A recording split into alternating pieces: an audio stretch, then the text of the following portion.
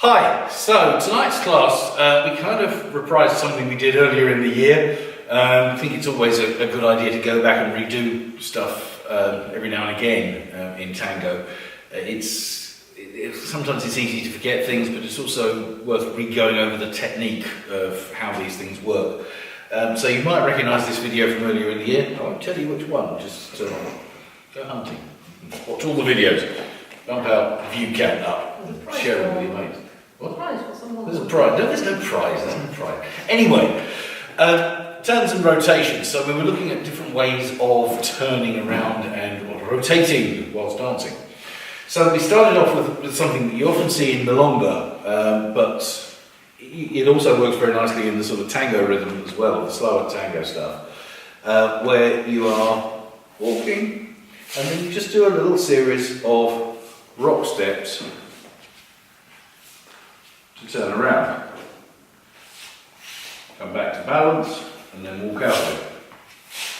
Obviously, you normally make sure you carried on in the line of dance.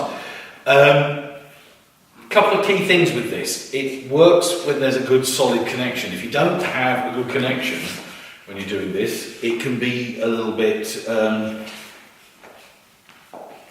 it doesn't work at all.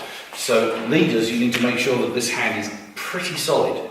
We don't want any arc into the back of your follower, so keep your hand nice and flat and bring it in solid behind her, so that as you're doing the rock step, you stay connected. Look at the distance between our chests. You know, there is none. It works because we are moving as one balance, if you like. You're transferring the weight not 100%, 100%, 100%. It's like 95, 95, 95, and you're just shuffling around, yeah? So it's just this little slide around. There's another variation of that as well, of course, that you can do with the other leg. So you can step forward, so doing a normal side step, get into the next track next to your partner, lean forward, and then you can rotate like that. This way, you've got thigh-to-thigh contact as you're going around, so keep a good connection. So it's another point of contact in there, so it can be more stable. You can, so it can be quite slow, or it can be a little bit faster, but whatever, try not to make the weight transfer too much. And of course, you can actually blend them together if you want to. Start this way. So we can go 1, 2, rock, rock, rock, rock, rock, side, rock, rock, rock, rock, rock. When you're finished, come back, realign, do a little balance, and then you can walk out. Don't try and just carry on walking from the middle of that. Okay, that was part 1. Part 2. Looks a bit like this.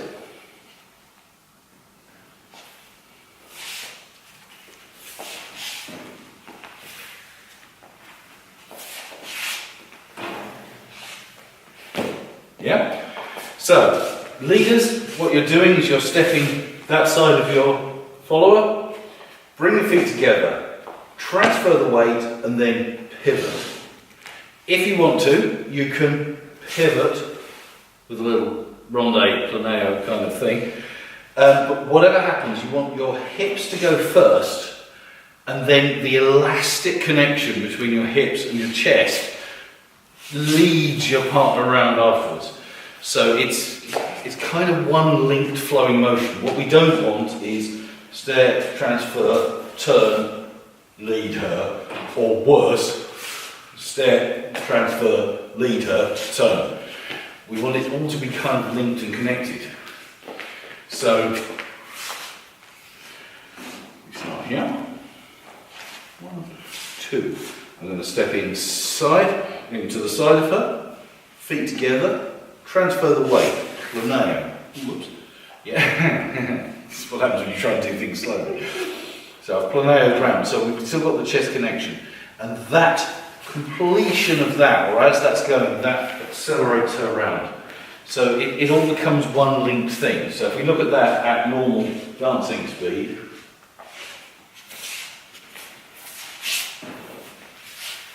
it's a slightly scrappy planeia. Yeah. So the spin starts the movement, and then the elastic connection between the lower half and our upper half brings her around. Followers, make sure you're stepping in nice and close, don't disappear off into the distance. Yeah? Right. Option 3. This one was, we start this way for a second. We're going to do a side step, and then we're going to lead her back like we're going into a back ocho. Go with her. Now, we're going to lead her forward exactly kind of the same way as we did just now. But this time we can saccade her in there, turn around with her. Tricky this. But then we turn her to go back again. So the whole thing is very elastic. So we want this sort of boing, boing, boing kind of approach all the time. So we lead her back, boing, forwards, bounce, back, bounce. You know, so it becomes a sort of bounce between the two states as you're turning around. And the whole thing can get quite fast and flowy. So we want a nice, oops, sorry, we want a nice suspension there. Connect, suspend, back, suspend.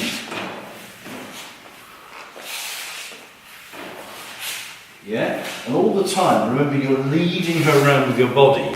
So your chest opens out in front of her and leads the way rather than shoving her forward with the arms. So if we just do the side step, open. So I'm not launching her around with my arms, I'm leading the way with my chest. Saccadas, quick reminder of saccadas. Project, my weight is all on this foot, the back foot here. And then when I go, I turn, transfer all of the weight onto the other foot. Yeah? So I project into the gap between the legs, step and turn. So it's all one. We don't want project, turn, step, or any other combination. It's project and transfer the weight as you turn.